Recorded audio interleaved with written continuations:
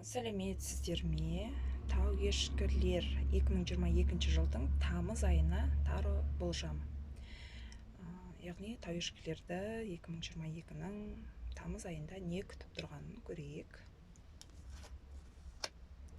Шестерка пентакль. Шестерка пентакль бұл ақша жағынан бір өзгерістер, ақша жағынан бір жаңалық, және де давно бір сізден қарыз алған, қайтпай жүрген қарызыңыз ойламаған жерден келуі мүмкін.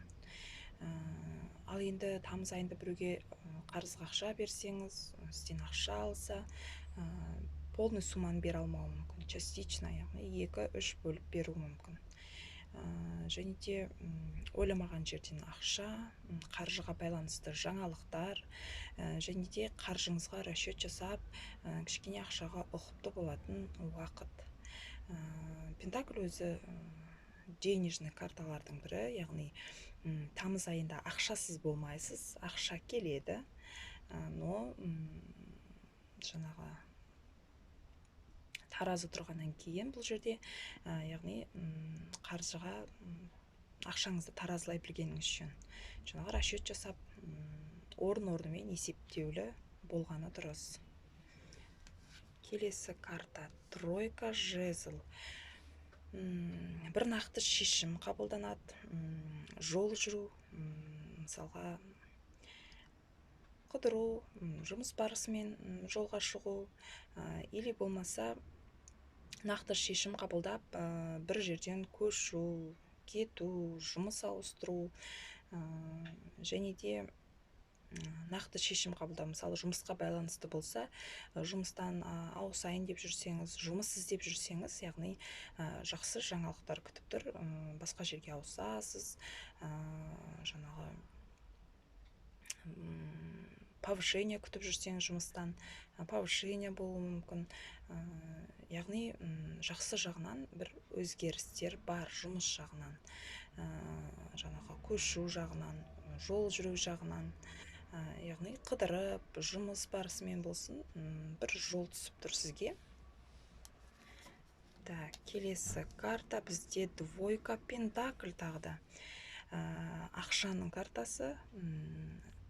Тауешкілер, сіздер үшін қаржылы ай, бірақ қаржыға расчет жасап, орынды жұмсағаныңыз дұрыс. Двойка.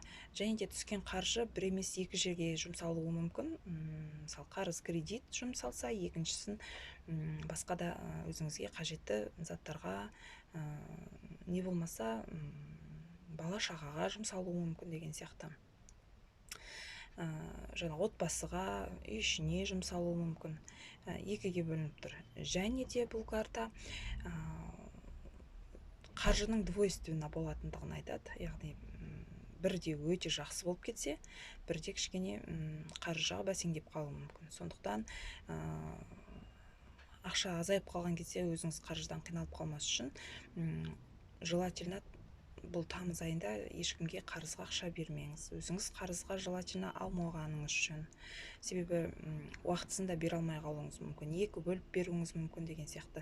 Сондай болуы мүмкін.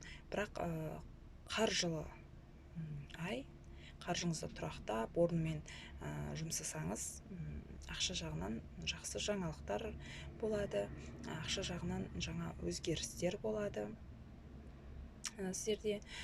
Және де жаңа жұмыс іздеп жүрген жандар үшін жалақысы өте жақсы жұмыс кезігуі мүмкін. Рахмет, сау болыңыздар. Менің каналыма жазылып, лайк басып, комментарий жазып отырыңыздар. Тауешкілер, сау болыңыздар. Келесі айда аман есен кездесейік.